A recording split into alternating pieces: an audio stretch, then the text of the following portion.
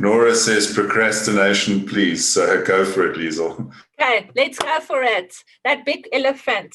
How do we solve it? We're not going to eat this one bite by bite. Okay, we're actually going to get some proper steps, 10 steps that I'm going to share with you on how to overcome this thing called procrastination. But just before I get stuck into this, quickly, where do you think you should start first? I've alluded to many different points already.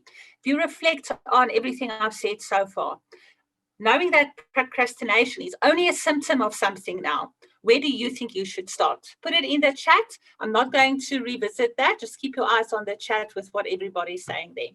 So the reason why many people look for tips and tricks to become more productive is because they refuse to tackle their most important tasks.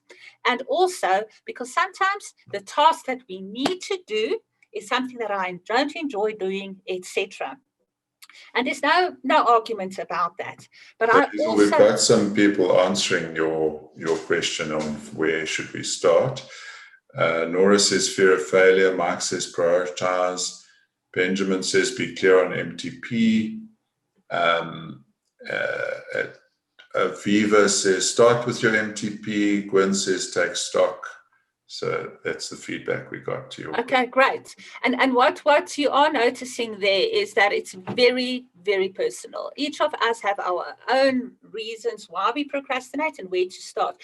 So I think there are also other reasons why we procrastinate, and somebody did touch on it. And the first one, I think, is that we have lack of clarity, that it's their purpose, that I think Benjamin mentioned, the MTP. Fear was also mentioned. Lack of motivation. We have lack of motivation if we don't have an inspiring purpose.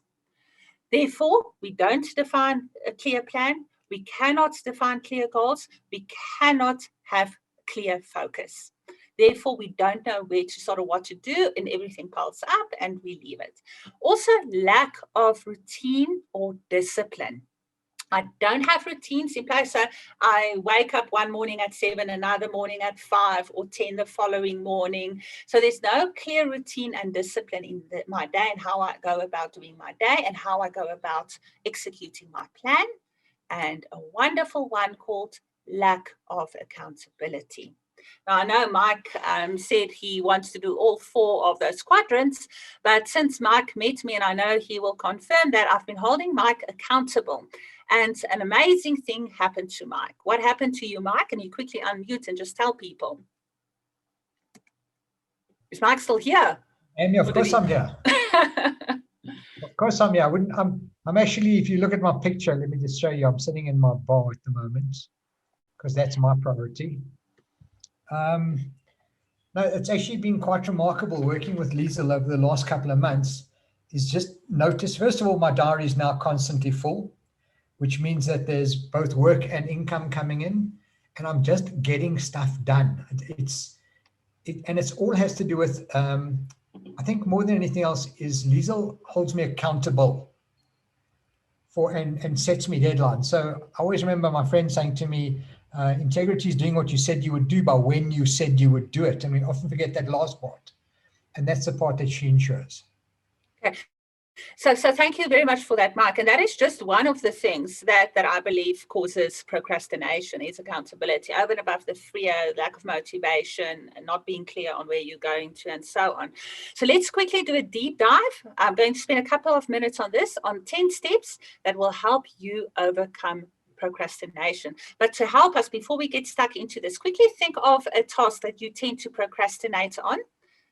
Just quickly think of one and keep that in your mind. And as we go through these 10 steps, see how this can help you potentially. So step number 1 is understand what's hidden behind your procrastination. If you don't know what's causing your procrastination, and we looked at a couple of reasons, you will not be able to move forward and solve this procrastination problem. Liezel, interestingly, Koliswa says fear of success, which is very Yeah.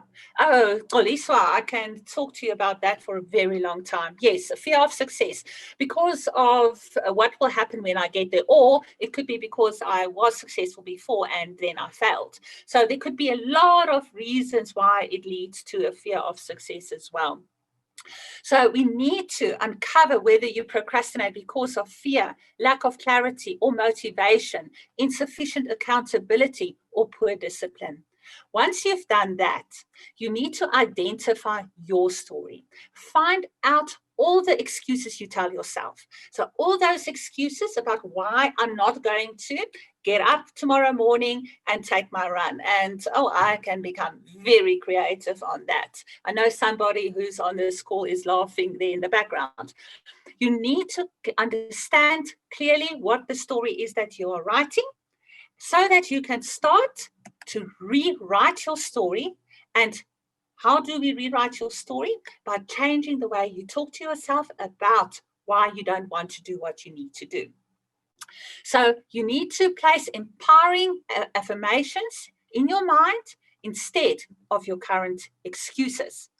Then step 4 is identify all the ways you distract yourself. Become aware of I call it stratagems, the stratagems you rely on to distract yourself and put off your tasks. Then step 5, clarify your why. Clarify that MTP. If you don't like that term, clarify your purpose, why you are doing what you are doing. Then change the meaning you give to your task so that you feel more inspired and motivated. There was somebody else I was speaking to a little while ago, and she doesn't like cooking, but she needs to cook for a family. So I told her to change the way she views the task of cooking to she's enjoying that process, because at the end of that cooking process, she and her family is going to enjoy a meal together, which she has prepared with love for them. Frame those tasks you like doing differently. Start small, set tiny little goals, and to avoid resistance. So if you have this very big, hairy, audacious goal, it's already demotivating. Break that down to what I refer to as minimal viable goals, write down to daily tasks, and then start eating that elephant one piece at a time. Step 7, create daily habits to support you. Remember, this is where the transitional focus comes into play. Implement habits so that you work on your most important task first thing in the morning or during your highest energy part of the day. And then step 8, prepare your environment. Reduce frictions in your environment and make it as easy as possible to take the desired action. Step 9, set small milestones and celebrate those small wins. We looked at the purpose it plays to triumph and celebrate your successes. And then the last step, just get started. Begin working on your task while giving yourself the permission to give up at any time. Now, that sounds like a paradox in its own. While I'm focusing and working, I'm allocating time slots to that task at hand. And if that time slot runs out, that is my permission to start focusing and transition to the next step